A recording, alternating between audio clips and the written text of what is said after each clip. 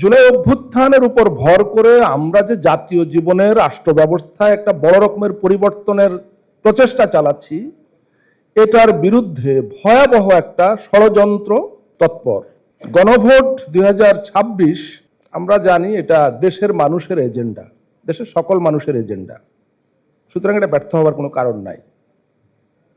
কিন্তু আল্লাহ না করুক কোনো কারণে যদি এটা ব্যর্থ হয় তাহলে কি হবে?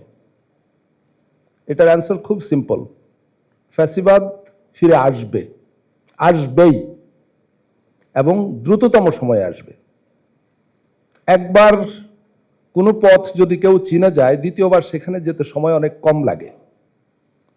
বাংলাদেশে ফ্যাসিবাদ এসেছে হয়তো বেশ কবছর সময় লেগেছিল প্রথমবার আসতে, কিন্তু বাই দিস টাইম ফ্যাসিবাদ তো বেশ ভালোভাবে রাস্তাঘাট সব চিনে গেছে। আপনারা যারা ব্যুরোক্রেসিতে আছেন, আপনারা আমাদের চাইতে আগে টের পাওয়ার কথা যে এর পরের বার যদি ফ্যাসিবাদ আসে তাহলে কতটা সময় নেবে। অনেকের প্রস্তুতি আছে। এই যে পরিবর্তনের চেষ্টা আমাদের, যেটার ভিত্তি হলো জুলাই অভ্যুত্থান। জুলাই অভ্যুত্থানের উপর ভর করে আমরা যে জাতীয় জীবনের রাষ্ট্র ব্যবস্থায় একটা বড় রকমের পরিবর্তনের প্রচেষ্টা চালাচ্ছি, এটার বিরুদ্ধে ভয়াবহ একটা ষড়যন্ত্র তৎপর। সেই ষড়যন্ত্রটা হলো মিথ্যাচার এবং অপপ্রচার।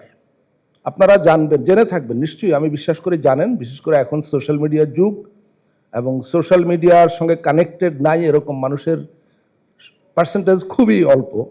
সুতরাং এটা সবার কাছে যাওয়ার কথা যে এবার যদি গণভোট হ্যাঁ জিতে গণভোটে, তাহলে এই থাকবে না, সেই থাকবে না, এই ভয়াবহ জিনিস আসবে ইত্যাদি বলা হচ্ছে। আমি ওইটা উল্লেখ করছি না, এটা প্রমোশন করতে চাই না, কিন্তু আমরা তো জানি এটা কতটা নির্জলা মিথ্যা। মূলত এই মিথ্যাচার এবং অপপ্রচারের ব্যাপারে মানুষের কাছে সঠিক তথ্যটা পৌঁছে দেওয়াটাই হচ্ছে আমাদের কাজ। জীবনের সাথে চলে hi-fi, all time healthy life. নিশ্চিন্তে খান, স্বাস্থ্যকর অল টাইম পান। All time healthy life.